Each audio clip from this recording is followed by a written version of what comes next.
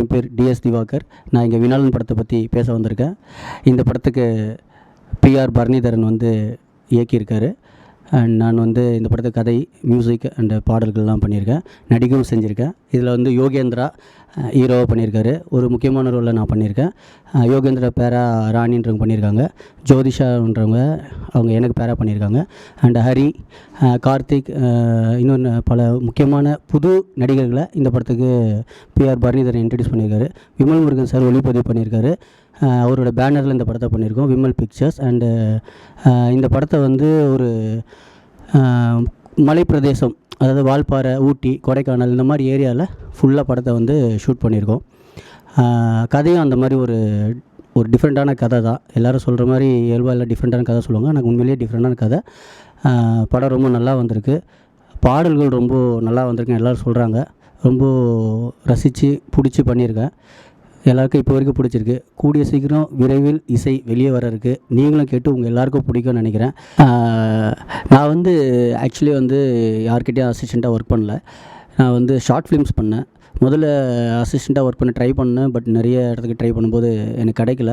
அதுக்கப்புறம் நம்ம வந்து தேடுறத விட வாய்ப்பை நம்மளே அமைச்சிக்கலாம் அப்படின்ட்டு ட்ரை பண்ணி நிறைய ஷார்ட் ஃபிலிம்ஸ் பண்ணேன். அதில் ஒரு 3 அவார்டு வின் பண்ணிச்சு. அதுக்கப்புறம் படத்துக்கு வந்தேன். பட் ஷார்ட் ஃபிலிம் பண்ணிவிட்டு வர்றதுன்றது ஒரு பெரிய விஷயம், நல்ல விஷயந்தான். இருந்தாலும் ஒரு படம் ஒரு அசிஸ்டண்ட்டாக ஒர்க் பண்ணிட்டு வரும்போது நம்மளுக்கு நிறைய விஷயம் அதில் வந்து மெயினாக வந்து பட்ஜெட் எப்படி பண்ணலாம் அப்படிலாம் வந்து தெரிஞ்சுக்கலாம். அது வந்து அசிஸ்டண்ட்டாக வரும்போது தெரிஞ்சது. அதில் நிறைய ஃபஸ்ட்டு படம் பண்ணும்போது எனக்கு அதில் நிறைய எக்ஸ்பீரியன்ஸ் கிடச்சிது.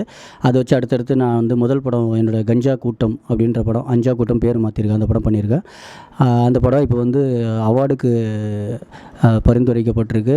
சென்ட்ரல் கவர்மெண்ட் வந்து பாராட்டி அந்த படத்தை மாநில மொழி திரைப்படத்துக்கு பேசியிருக்காங்க. அண்ட் அடுத்தது அம்பேல்ஜூட்னு படம் பண்ணியிருக்கேன். அந்த படத்துலேயும் வந்து கதை, திரைக்கதை, வசனம், பாடல்கள், இசை, டைரக்ஷன்லாம் பண்ணியிருக்கேன்.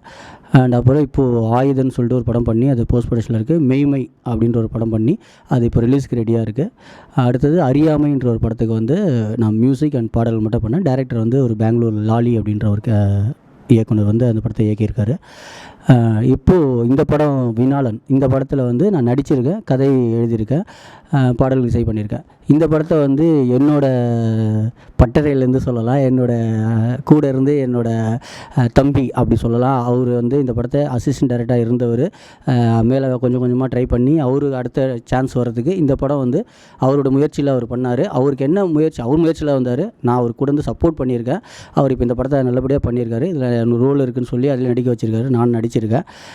படம் ரொம்ப நல்லாவே பண்ணியிருக்காரு. நான் வெளிலேருந்து ஆக்சுவலாக நான் வந்து நானே சொல்லலாம், அதாவது நான் சொல்லக்கூடாதுன்னு சொல்லுவாங்க, அது மாதிரி நான் ஒரு குருவாக இருந்துட்டு சொல்கிற மாதிரி அப்படி கிடையாது. உண்மையிலே நல்லா பண்ணியிருக்காரு. படம் நல்லா வந்திருக்கு. இந்த படம் பாருங்கள், பார்த்துட்டு உங்களோட சப்போர்ட்டை கொடுப்பீங்கன்னு நினைக்கிறேன். உங்களோட வாழ்த்து வேணும்.